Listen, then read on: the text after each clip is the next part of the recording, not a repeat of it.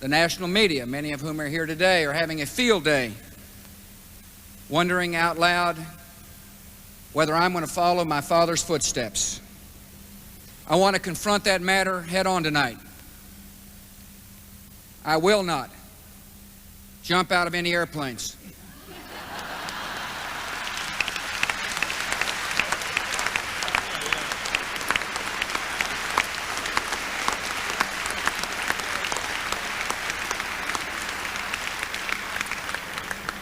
A lot of people think that the man I now call Sky King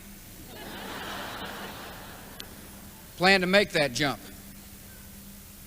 Nope, he was on a nonstop flight from Houston to LA, and the flight attendant served him broccoli.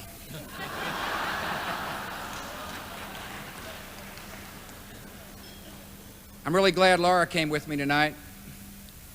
She's a fabulous First Lady for Texas and a great mother of our twin daughters.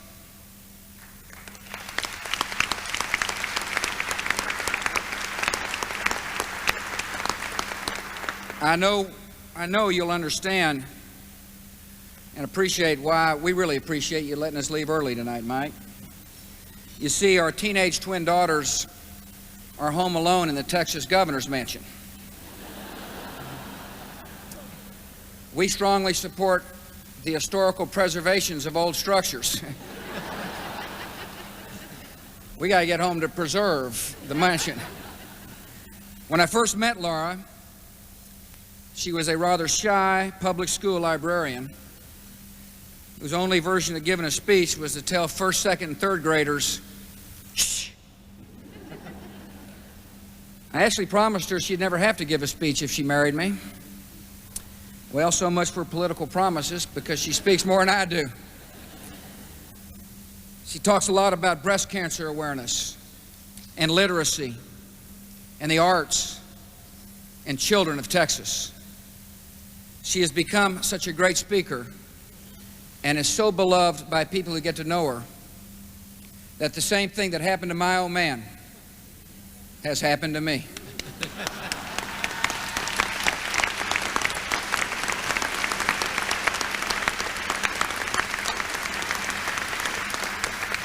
Speaking about mother, I have learned that no matter how old you are or what your job is, you can never escape your mother.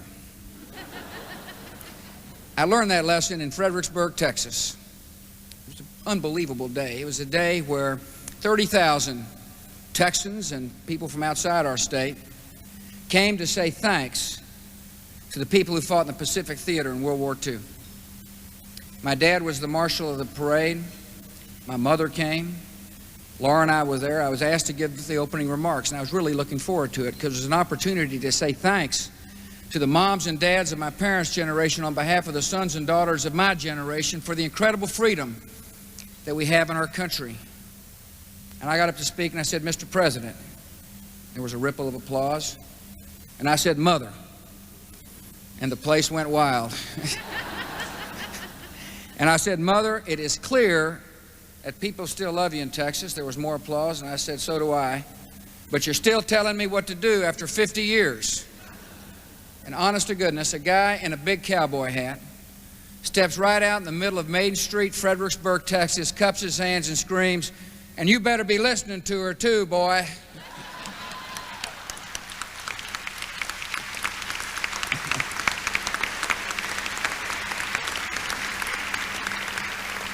I do listen to her. When we first went to Austin, Texas, she said, you do what you think is right. Don't be sticking your finger up in the air to figure out which way the wind is blowing. And that's exactly the way I've been as governor of the state of Texas. I base my decisions on principle and on a conservative philosophy that most Texans share.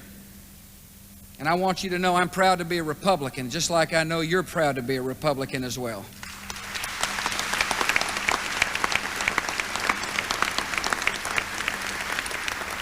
Ours is a party that stands for something, a conservative philosophy that is fair and decent and compassionate and full of hope for the future of our great country.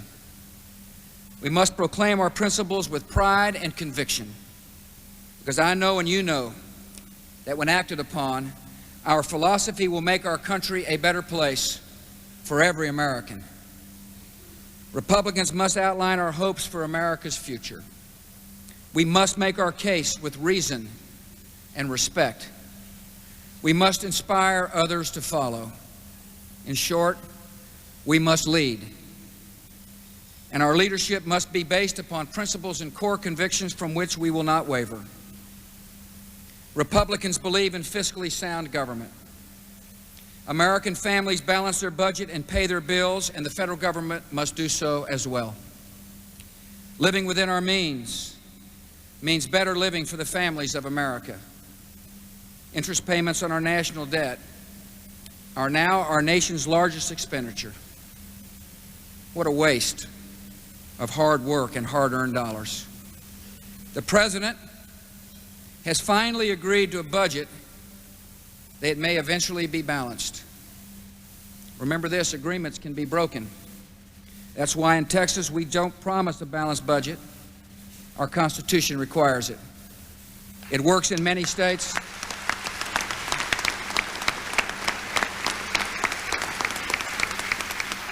Works in many states, and we owe it to the children of our country to make it work in America. This country needs a budget balance amendment to the Constitution. Republicans believe that the government should do a few things and do them well, and have the courage to eliminate programs that do not work.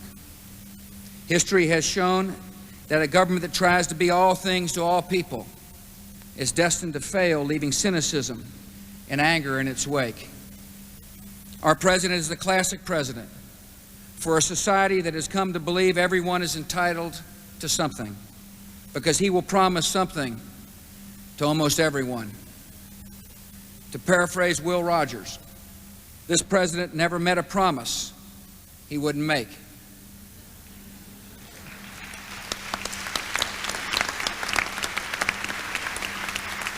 Government cannot solve all our problems.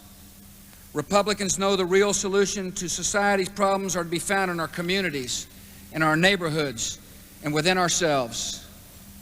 As I said in my inaugural address more than 2 years ago, our guiding principles should be government if necessary, but not necessarily government. In Texas, we have a unique way of dealing with this problem. We limit the amount of time our legislature meets to 140 days out of every 2 years.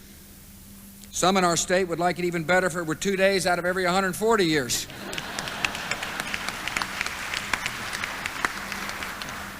Our motto is, if government doesn't meet, it can't hurt you. Time sounds short, but I want you to know we get a lot done. Our first legislative session, we completely rewrote the education code to put local folks in charge of our schools. We reformed our welfare system to insist upon work. We completely changed our juvenile justice code to say to our children, we love you, but discipline and love go hand in hand. We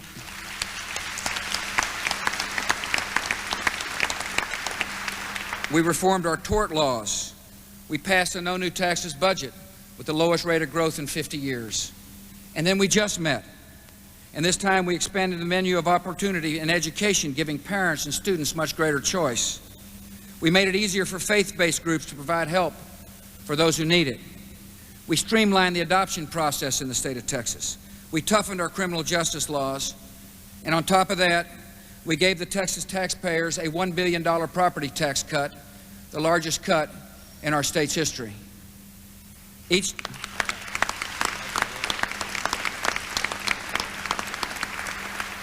time, we did all this in 140 days, and then enacted the best reform of all. We sent our legislators home to live under the laws they passed.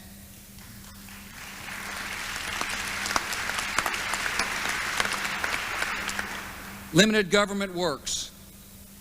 And if it works in the second largest state in the United States, I'm convinced it's a reform well worth trying in Washington, D.C.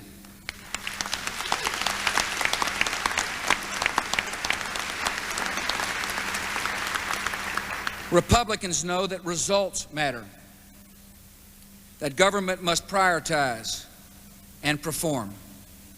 The biggest single thing a state does is educate our children. The role of the state is to set clear goals and to hold districts and schools accountable for achieving those goals.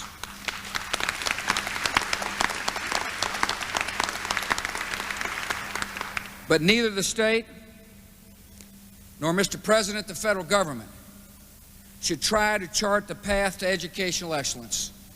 Those decisions belong to local folks, local teachers, local parents, not government employees in state capitals or in Washington, D.C.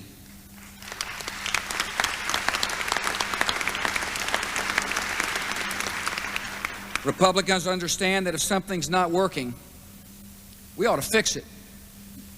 That's why we don't fear competition and change. And that's why we welcome school charters and school choice.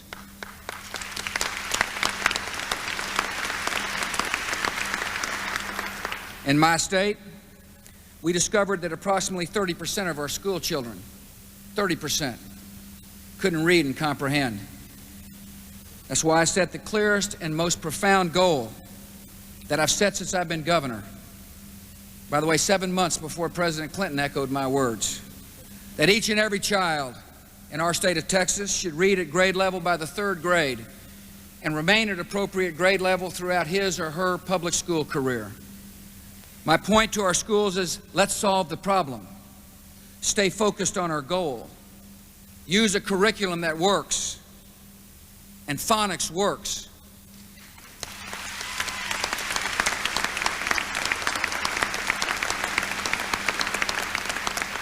If it takes teaching reading all day long, do it until we succeed.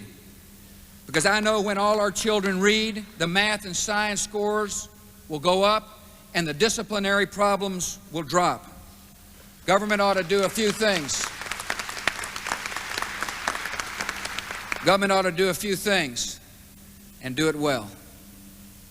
Republicans believe in local control of our counties and cities. We know government closest to the people is the most efficient government. The last 30 years have clearly shown that concentrating power in Washington, D.C. has led to a one-size-fits-all mentality that doesn't fit at all. Federal overreaching doesn't solve problems. It creates them. Take welfare. The federal approach has failed, trapping too many Americans in a vicious cycle of dependency and despair. In the past, states were rewarded on the basis of how efficiently they signed people up on welfare. Republicans are doing something differently. We're saying that the best welfare program, the most compassionate welfare program, is not a handout but help. Help getting a job, help finding daycare, help with education and training. Our new attitude is not, where should we send the check, but what can we do to help you get a job and win your independence? Republican governors are leading the way. The Midwestern Republican governors are doing a fantastic job. In our state, we're trying to be bold as well. We spend more money determining who's eligible for all the welfare programs than we give out in cash grants to needy families. And so,